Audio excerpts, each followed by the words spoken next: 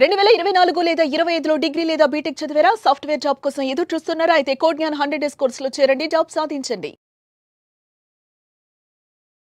నమస్తే సార్. నమస్తే అండి. ఇప్పుడున్న పిల్లలకి, ఈ జనరేషన్ వాళ్ళకి ఖచ్చితంగా పేరెంట్స్ అసలు ఎటువంటి విషయాలని, ఎటువంటి వాల్యూస్‌ని నేర్పించాల్సిన అవసరం ఉంది అంటారు? మ్యామ్, మామూలుగా చిన్నప్పుడు స్కూల్‌కి పంపించేది ఎందుకు పంపిస్తారంటే, వాడికి అన్ని విద్యాభ్యాసం అవ్వాలి ఖచ్చితంగా.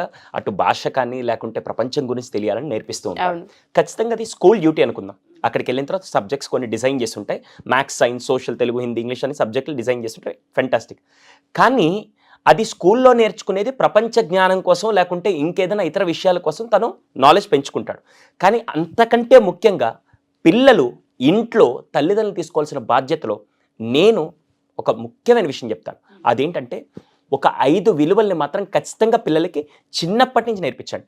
అది వాళ్ళు స్కూల్కి వెళ్ళేటప్పుడు కానీ, స్కూల్కి ముందు నుంచి కానీ వాళ్ళకి అది యాక్టివిటీ నేర్పిస్తూ, ఒకళ్ళు స్కూల్కి వెళ్ళాక దీని మీద మేజర్గా మీరు ఫోకస్ చేస్తే పిల్లలు చదువుకొని వాళ్ళకి మంచి విద్యను నేర్చుకొని వస్తారు. ఇటుపక్క విలువలు నేర్చుకొని ఒక గొప్ప వ్యక్తిత్వంతో ఎదగాలంటే ఈ 5 విలువలు మాత్రం మ్యాండేటరీగా నేర్పించండి. ఈ 5 విషయాలు విలువలు ఎందుకు చెప్తానంటే, ఇలా చేయడం వల్ల వాళ్ళ ఆలోచన విధానం గొప్పగా మారుతుంది. దాన్ని నేను ఒక పదంతో డిఫైన్ చేస్తాను. Great values. గ్రేట్ పిల్లలకి ఈ 5 గొప్ప విషయాల్ని, గ్రేట్ అంటే గొప్ప, ఈ 5 గొప్ప విషయాల్ని పిల్లలకు కనుక అలవాటు చేస్తే వాళ్ళ వ్యక్తిత్వం చాలా గొప్పగా ఎదుగుతుంది. ఫస్ట్ పాయింట్ ఏంటంటే, జీ స్టాండ్స్ ఫర్ GREAT. దీంట్లో first G stands for great. Okay. G stands for గ్రేట్లో ఫస్ట్ జీ ఏంటంటే గివింగ్ అని. గివింగ్ అంటే ఇవ్వడం. మన వాళ్ళు ఈ మధ్యలో పేరెంట్స్ ఎలా తయారంటే, అరే నీకు ఒక యాపిల్ కోసి పెడతా, నువ్వే తిను, పక్కోడికి ఇవ్వకు, ఇది నీకే. ఇంతకు ముందు రోజుల్లో మీకు గుర్తుందా లేదా మ్యామ్, చిన్నప్పుడు ఏదన్నా ఇంట్లో పెద్దవాళ్ళు ఉంటే ఫస్ట్ ముద్ద కలిపి పక్కన పిల్లలు ఎవరైనా ఉంటే వాళ్ళకి పెట్టి, లేకుంటే వీళ్ళైనా పండగలకో పబ్బాలకో కూడా మనం ఏం చేసేవాళ్ళంటే పైన ఏదన్నా పక్షికి పెట్టో లేకుంటే ఆవుకు పెట్టి తర్వాత మనం భోజనం చేసేవాళ్ళం. లేదా ఇంట్లో అమ్మమ్మ తాతయ్యలు ఉంటే వెళ్ళి, అరే అమ్మమ్మ తింటుందా లేదా అడిగిరాపో, లేకుంటే వాళ్ళకి ఏదైనా కావాలని చూసిరాపో అని చెప్పి ఆ బాండింగ్ నేచర్ గివింగ్తో ఏర్పడేది. గివింగ్ అనే నేచర్ ఎప్పుడైతే ఇస్తుంటారో పిల్లలు కొత్తగా షేర్ చేయాలా, ఇవ్వాలా. ప్రపంచంలో గొప్ప ఫార్ములా ఏంటంటే, మీరు ప్రపంచానికి ఏది ఇస్తే అదే తిరిగి మీ దగ్గరికి వస్తుంది. ఇది 200%. అది మంచి అయినా చెడైనా. కానీ ఈ రోజు నుంచి గివింగ్ అనగానే సార్ మా పిల్లలు ఆస్తంతా రాసి ఇవ్వాలంటే కాదు. ఇవ్వాల్సింది ఏంటంటే, వాళ్ళ దగ్గర ఉండే ₹1 10 పైస్ అనేది, లేకుంటే వాళ్ళ దగ్గర ఉండే ఒక యాపిల్లో ఒక పీస్ అనేది ఎలా షేరింగ్ అనే గివింగ్ నేచర్ని వాళ్ళు ఎలా డెవలప్ చేయాలి. అది ఎప్పుడైతే చేస్తామో వాళ్ళు ఏంటంటే పక్కన పీపుల్కి వాల్యూ ఇవ్వడం నేర్చుకుంటారు. అంతేగాని ఈ సెల్ఫిష్ వరల్డ్లో నేను ఇలాగే ఉండాలి, నేను ఇలాగే నీది నీకే నాది నాకే అనే స్టేజ్లోకి వెళ్తే మాత్రం కొంతకాలం అయిన తర్వాత మీకు కూడా ఇది షేర్ చేసుకోరు. అది ఇన్ఫర్మేషన్ అయినా సరే, రేపటి రోజున పెళ్ళైన తర్వాత మీకు కూడా ఏం షేర్ చేసుకోలేని స్టేజ్కి వెళ్ళిపోతారు. సో ఫస్ట్ గివింగ్ అనే నేచర్, ఇది చాలా చాలా ఇంపార్టెంట్. మ్యామ్, గివింగ్ నన్ను ఇన్స్పైర్ చేసిన ఒక ఇన్సిడెంట్ ఉంది. మామూలుగా అబ్రాడ్లో ఒక 70+ ఇయర్స్ లేడీ కార్ డ్రైవ్ చేసుకుని వెళ్తున్నారు. రాత్రి 12 గంటల ఆ టైంలో తను వేరే సిటీ నుంచి వేరే సిటీకి వెళ్తున్నారు. ఈ టైంలో జోరున భయంకరంగా వర్షం పడుతుంది. ఆ వర్షంలో అర్ధరాత్రి 11 గంటల టైంలో ఆవిడ కార్ టైర్ ఫ్లాట్ అయింది. తను వెంటనే ఇంకేం చేయాలని చెప్పి సైడ్ ఆపి వెయిట్ చేస్తూ ఉన్నారు. అర్ధరాత్రి హైవే, వాన పడుతుంది, ఎవ్వరు హెల్ప్ చేయడానికి కూడా లేరు. తన కారులో అలాగే ఆగిపోయింది. ఎవరన్నా వచ్చి హెల్ప్ చేస్తే బాగుండని చెప్పి అందరిని ఎదురు చూస్తుంది. బట్ కార్లు నాన్ స్టాప్ కాకుండా వెళ్ళిపోతున్నాయి. ఇంతలో దూరంగా ఎక్కడో ఒక మెకానిక్ షాప్లో ఉండే పర్సను రాత్రి 11 దాకా వర్క్ చేసుకొని ఇంటికి అలాగే వెళ్తున్నాడు. వాన పడుతుంది, అదే దారిలో వెళ్తున్నాడు, బాగా తడుస్తూనే వెళ్తున్నాడు. వెళ్తున్నప్పుడు ఈవిడ కార్ అక్కడ కనపడింది. కార్ అక్కడ కనపడంగానే ఈవిడేదో నిజంగా హెల్ప్లో ఉన్నది, ఎందుకంటే కార్ టైర్ ఫ్లాట్ అయింది కనపడుతుంది, ఈవిడేదో హెల్ప్లో ఉన్నారని చెప్పి డోర్ దగ్గరికి వచ్చి విండో ఇలా కొట్టారు. అర్ధరాత్రి 11 గంటలకు వాన పడుతున్న హైవే ఆ టైంలో ఎవరన్నా తెలుపు కొడితే మనం విండో ఓపెన్ చేస్తాం. ఈవిడకి అసలే భయం వేసి లాక్ వేసింది కంప్లీట్గా. ఆయన అర్థం చేసుకొని, పాపం ముసలావిడ అర్థం చేసుకొని మోగ సైగలతో, మీరు డిక్కీ ఓపెన్ చేయండి, నేను కార్ టైర్ మారుస్తాను. సరే, ఆ పర్సన్ మీద నమ్మకంతో ఈవిడ గ్లాస్ డోర్స్ ఓపెన్ చేయకుండా డిక్కీ ఓపెన్ చేసింది. ఆయన వెంటనే డిక్కీ ఓపెన్ చేసి ఆ వానలోనే స్టెప్నీ టైర్ ఒకటి తీసుకొని మొత్తం అదంతా మార్చేసి టైర్ తీసి లోపల పెట్టేసి ఈ కొత్త టైర్ వేసి మళ్ళీ వచ్చి గ్లాస్ డోర్ నాక్ చేశాడు. పనంతా అయిపోయిందని చెప్పడం గ్లాస్ డోర్ నాక్ చేశాడు. ఇప్పుడు ఆయన మీద నమ్మకంతో డోర్ ఓపెన్ చేసి బయటకు వచ్చింది. అప్పటికి కొద్దిగా వాన తగ్గింది.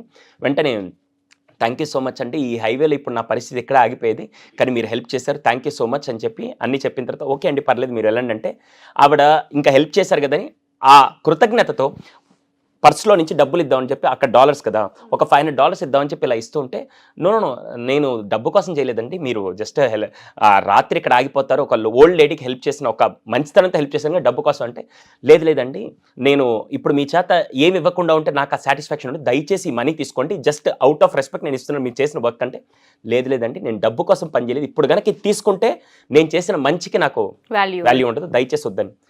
ఎంత చెప్పినా ఆయన వినట్లేదు, ఈవిడ ఆగట్లేదు. వెంటనే ఆయన ఏం చెప్పాడంటే, ఇంక మీరు యాక్సెప్ట్ చేయలేకపోతున్నారు కాబట్టి ఒక పని చేయండి మేడం, నాకైతే డబ్బు అవసరమే, కానీ ఈ పనికి నేను డబ్బు తీసుకోలేను.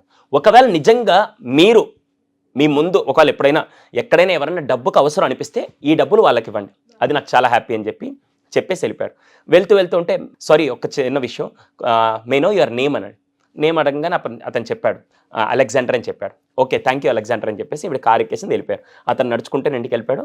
ఈవిడ అంతసేపు అక్కడ వెయిట్ చేసేసరికి ఆకలి వేసేసరికి కొద్దిగా ముందుకు వెళ్ళగానే ఒక రెస్టారెంట్ కనపడితే రాత్రి 12 గంటలకు ఆ రెస్టారెంట్ దగ్గర ఆగి లోపలికి వెళ్ళిన తర్వాత she was waiting, menu card అంతా చూస్తూ ఉంటే వెంటనే ఎదురుగా ఒక ఆవిడ నిలబడింది.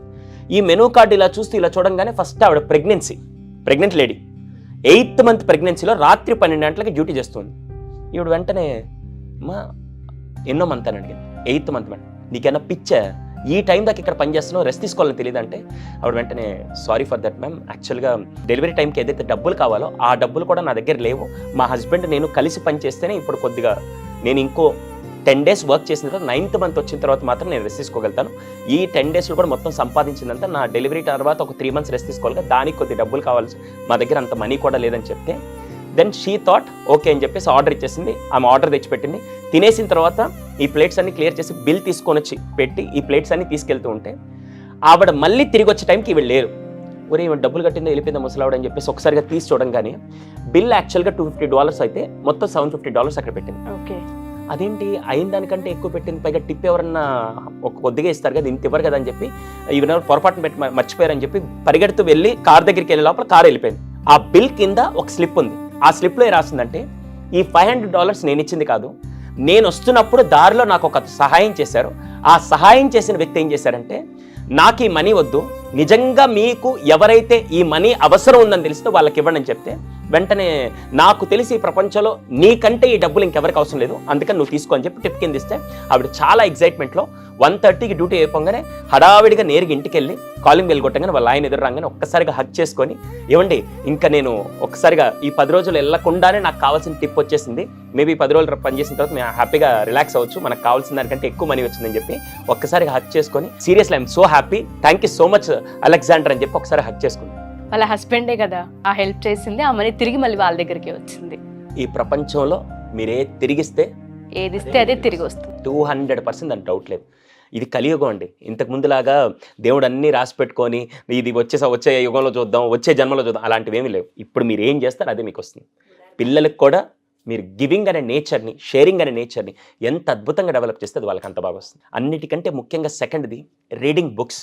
ఎప్పుడైతే పిల్లలకి ఒక కొత్త బుక్ ఇచ్చో లేకపోతే ఒక బుక్ చదవమన్నప్పుడు, మ్యామ్ ఒక వ్యక్తి తన ఆటోబయోగ్రఫీ బుక్ రాస్తున్నాడు, ఒక సక్సెస్ స్టోరీ బుక్ రాస్తున్నాడు అంటే, తను 20 సంవత్సరాలు తన లైఫ్లో జరిగిన లెర్నింగ్ అంతా ఒక బుక్లో రాసి 200 పేజీల్లో మనం దాన్ని ఒక 20 రోజుల్లో చదివామనుకోండి, మనకి ఎంత జ్ఞానం వస్తుందంటే 20 సంవత్సరాల జ్ఞానం మనకి 20 రోజుల్లో వస్తుంది. అలా ఒక 10 పుస్తకాలు చదివితే 10 × 20 సంవత్సరాలు, 200 సంవత్సరాలు ఒక వ్యక్తి యొక్క అనుభవాన్ని మనం కరెక్ట్గా ఒక 2 ఏళ్ళు నేర్చుకోగలుగుతున్నాం అంటే ఎంత గొప్ప విషయం.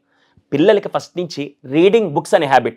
ఇప్పుడేమవుతుంది తెలుసా, అన్ని గూగుల్లోకి వెళ్తుంటే గూగుల్లో వచ్చేదాన్ని ఇన్ఫర్మేషన్ అంటారు, పుస్తకాల్లో చదివి నేర్చుకునే దాన్ని నాలెడ్జ్ అంటారు. ఇన్ఫర్మేషన్ కావాలి, నాలెడ్జ్ కావాలి. ఏదైనా అప్లై చేయాలంటే మనకి ఇన్ఫర్మేషన్ సరిపోదు, నాలెడ్జ్, దాన్ని ఎలా అప్లై చేయాలో కూడా తెలిసి ఉండాలి. సో సెకండ్ది రీడింగ్ బుక్స్. థర్డ్ది అన్నిటికంటే ముఖ్యమైన పాయింట్, పిల్లలకి ఫస్ట్ ఈ మధ్యలో వాడు ఫేస్బుక్లోకి వెళ్ళి 100 మందికి షేర్ చేసుకుంటున్నాడు, వాట్సాప్లోకి వెళ్ళి స్టేటస్లో పెట్టి షేర్ చేసుకుంటున్నాడు, కానీ ఎక్స్ప్రెస్ చేయడం అనేది అసలు రోజున గ్యాడ్జెట్స్కి ఇచ్చే ఇంపార్టెన్స్ ఒక వ్యక్తికి కలిసినప్పుడు అతనికి ఎక్స్ప్రెస్ చేయాలి. అది పేరెంట్స్ అవ్వచ్చు, ఫ్రెండ్స్ అవ్వచ్చు, టీచర్ అవ్వచ్చు, తన సిబ్లింగ్స్ అవ్వచ్చు, ఎవరికి కూడా ఎక్స్ప్రెస్ చేసే నేచర్ అదొక డెవలప్మెంట్, అసలు హ్యాబిటే లేదు అసలు. ఈ 5 హ్యాబిట్స్లో థర్డ్ది మోస్ట్ ఇంపార్టెంట్ అంటే ఎక్స్ప్రెస్ చేయడం. చిన్నప్పుడు చూడండి, ఎల్కేజీ యూకేజీలో ఉన్నప్పుడు మాత్రం అన్నీ వచ్చి ఎక్స్ప్రెస్ చేసేవాడు, కొద్దిగా పెద్దవగానే అసలు ఇంట్లో వాళ్ళకి అన్నీ హైడ్ చేసి అన్నీ ఎక్స్ప్రెస్ చేయడం ఆపేస్తున్నాడు. ఫస్ట్ చేయాల్సింది, తనకి బాధ కలిగినా, తనకి హ్యాపీగా ఉన్నా, తనకి సాడ్గా ఉన్నా, తనకి యాంగర్గా ఉన్నా, ఏదొచ్చినా ఫస్ట్ ఎలా ఎక్స్ప్రెస్ చేయాలి. అవతల వాళ్ళకి ఎక్స్ప్రెస్ చేయడంలో half of the problem solve అవుతాయి. మీరు ఎప్పుడైనా చూసారా మ్యామ్? మీరు ఎప్పుడైనా బాగా దిగులుగా ఉన్నప్పుడు, బాగా బాధలో ఉన్నప్పుడు ఎవరైనా వచ్చినప్పుడు వాళ్ళతో షేర్ చేయగానే వాళ్ళు ఏం సొల్యూషన్ ఇవ్వరు, కానీ 70% మీకు ఎలా ఉంటుందంటే రిలీఫ్గా, రిలాక్స్డ్గా ఉంటుంది. సో ఇది చాలా ఇంపార్టెంట్. థర్డ్ వన్ ఎక్స్ప్రెస్ చేయడం. ఫోర్త్ది GREA. ఏ అంటే మేడం, మీరు చూసిన వాళ్ళలో ఇప్పటిదాకా ఏదన్నా జరిగినప్పుడు అప్రిషియేట్ చేసే వాళ్ళు ఎక్కువ, కంప్లైంట్ చేసే వాళ్ళు ఎక్కువ. అది ఇంట్లో భోజనం వంట దగ్గర కానీ, లేకుంటే పిల్లలు ఏదైనా పని చేసినప్పుడు, చిన్నప్పుడు మాత్రం పిల్లలు ఏదైనా చేస్తే బా మై సన్ ఎంత బాగా చేస్తాడు, సూపర్ అంటాడు. వాడు ఒక 8 years 9 years రాగానే అంతేనా, నేను ఇంకా చాలా ఎక్స్పెక్టేషన్, నువ్వు చేయలేదే అనే విధంగా ఉంటుంది. చాలా చాలా బాధాకరమైన విషయం అంటే మన రోజు లైఫ్లో ఎక్కువ కంప్లైంట్స్ ఎక్కువ ఫోకస్ చేస్తాం కానీ అప్రిషియేషన్ చేయం. పిల్లలకి ఫస్ట్ నుంచి, చిన్నప్పటి నుంచి మీరు నేర్పించాల్సిన గొప్ప అలవాటు ఏంటంటే కంప్లైంట్స్ కంటే చిన్న చిన్న విషయాలు కూడా ఫస్ట్ అప్రిషియేట్ చేస్తుంటే తనలో ఒక పాజిటివ్ మైండ్ సెట్ డెవలప్ అవుతుంది. మేజర్గా కంప్లైంట్ ఎక్కువ చేపిస్తారా, అప్రిషియేషన్ చేస్తారా, మీకే వదిలేస్తున్నాను. ఇది చాలా ఇంపార్టెంట్గా పిల్లలకి అప్రిషియేషన్ అనేది ఒక గొప్ప అలవాటుగా మీరు నేర్పించండి. ఇది fourth one. Last and final, my favourite, try a new activity, try a new thing. పిల్లల చేత కొత్తగా ఏదైనా చేయించండి. హానెస్ట్గా మాట్లాడతాను, లాస్ట్ 1 yearలో మీ పిల్లల చేత కొత్తగా ఎప్పుడు ఏం చేయించారు? రోజు వెళ్ళే స్కూల్ రూట్లోనే వెళ్ళడం, రోజు చేసే భోజనం కానీ, చేసే వెరైటీ రొటీన్ కానీ అలాగే చేస్తూ ఉంటే వాళ్ళు కొత్తగా ఏది నేర్చుకోరు. సంవత్సరంలో కనీసం నెలలో ఒక్కసారైనా వాళ్ళ చేత కొత్తగా ఏదైనా పని చేపించే అలవాటు వాళ్ళకి చేపిస్తూ ఉంటే వాళ్ళు కొత్త విషయాలు నేర్చుకుంటూ ఉంటారు. మీరు ఎంతమంది పిల్లలు, నేను రీసెర్చ్ భాగంగా 700 ఫ్యామిలీస్ మీద రీసెర్చ్ చేస్తే 700 మంది ఫ్యామిలీస్లో ఏ ఒక్క ఫ్యామిలీ కూడా కొత్తగా ఏం చేయలేరు. రోజు రొటీన్ వెళ్తుంది, దానివల్ల పిల్లలు కొత్తగా ఏమి డెవలప్ చేసుకోలేరు. స్కూల్లో సబ్జెక్ట్ నేర్చుకోవడం కాదు, ఇంట్లో ఒక యాక్టివిటీ చేయడం కాదు, కొత్తగా ఏదైనా చేసే విధంగా వాళ్ళ ఐడియాలజీ ఎప్పుడైతే డెవలప్ అవుతుందో వాళ్ళ ఆలోచన విధానం పెరిగి వాళ్ళ వ్యక్తిత్వం కూడా గొప్పగా డెవలప్ అవుతుంది. సో ఈ 5 విషయాలు, G అంటే giving, R stands for reading books. ఎన్ని పుస్తకాలు చదివిస్తే, అది కామిక్ పుస్తకాలు కానీ, నావెల్స్ కానీ, ఏదైనా వాళ్ళకి ఇష్టం వచ్చిన పుస్తకాలు ఎక్కువ చదివిస్తూ ఉంటే ఆ నాలెడ్జ్ చాలా అద్భుతంగా ముందుకెళ్తుంది. E stands for express, A stands for appreciation, T stands for try new. ఈ 5 లక్షణాలని, 5 అలవాట్లని గొప్పగా వాళ్ళలో కనుక తీసుకురాగలిగితే వాళ్ళ ఆలోచన విధానం, వాళ్ళ వ్యక్తిత్వం చాలా గొప్పగా ఎదుగుతుందండి. ఇది పేరెంట్స్కి ఒక గొప్ప రెస్పాన్సిబిలిటీతో కూడిన బాధ్యత. అంతే. పేరెంట్స్ కూడా ఆ స్పేస్ తీసుకోగలగాలి పిల్లల దగ్గర. మేము స్కూల్లో జాయిన్ చేసాం, ట్యూషన్స్కి పంపిస్తున్నాం, ఫీజుల కోసం వెంపర్లాడుతున్నాం, కష్టపడుతున్నాం మాట్లాడుతూ ఉంటారు. కానీ ఎంత టైం ఇచ్చాం, ఏం వాల్యూస్ నేర్పిస్తున్నాం అన్నది ఈ మధ్య కాలంలో ఈ జనరేషన్ పిల్లలకైతే ఆ క్వాలిటీ ఆఫ్ టైం లేనే లేదు పేరెంట్స్. మీకు ఒక జనరల్ క్యాలిక్యులేషన్ చెప్తాను. 50% స్కూల్ నేర్పించే కంటెంట్ ఆ అబ్బాయికి భవిష్యత్తుకు ఉపయోగపడుతుంది. 50% పేరెంట్స్ తీసుకోవాల్సిన బాధ్యత, ఆ విలువలు ఏవైతే ఉన్నాయో, ఆ హ్యాబిట్స్ ఏవైతే ఉన్నాయో 50% వీళ్ళు నేర్పించలేదు అనుకోండి, పాపం టీచర్లు, స్కూల్ ఎంత కష్టపడి అది నేర్పించినా కూడా ఇది లేకపోతే అతను వ్యక్తిగతంగా ఎదగాలంటే చాలా కష్టపడాల్సి వస్తుంది. అందుకని 50% బాధ్యత స్కూల్కి నేను ఫీజు పే చేస్తున్నా, అంతా వాళ్ళు చూసుకుంటారు, నేను కేవలం సంపాదించడానికి అలా ఆలోచనలు ఆగిపోయారంటే మాత్రం మీ పిల్లలకి సంథింగ్ మిస్ అయ్యే ఎడ్యుకేషన్ మీరు ఇస్తున్నట్టు. ఖచ్చితంగా 50% రోల్ పేరెంట్స్ ఎప్పటికీ. దానికి కావాలంటే టీచర్ సపోర్ట్ తీసుకోండి, సొసైటీ సపోర్ట్ తీసుకోండి, ఇటువంటి వీడియో సపోర్ట్ ఏదైనా తీసుకోండి, కానీ 50% మీ బాధ్యత మాత్రం మీరు నెరవేర్చకుండా నేను చాలా బిజీ అండి, మేము ఇద్దరం వర్క్ చేస్తున్నాం అనే ఎక్స్క్యూజెస్ చెప్పుకొని మీరు ఇప్పుడు మిస్ చేస్తే మాత్రం లాంగ్ టర్మ్లో మళ్ళీ అది ఎఫెక్ట్ అయ్యేది మాత్రం మన మీద. Thank you sir, thank you so much. Thank you.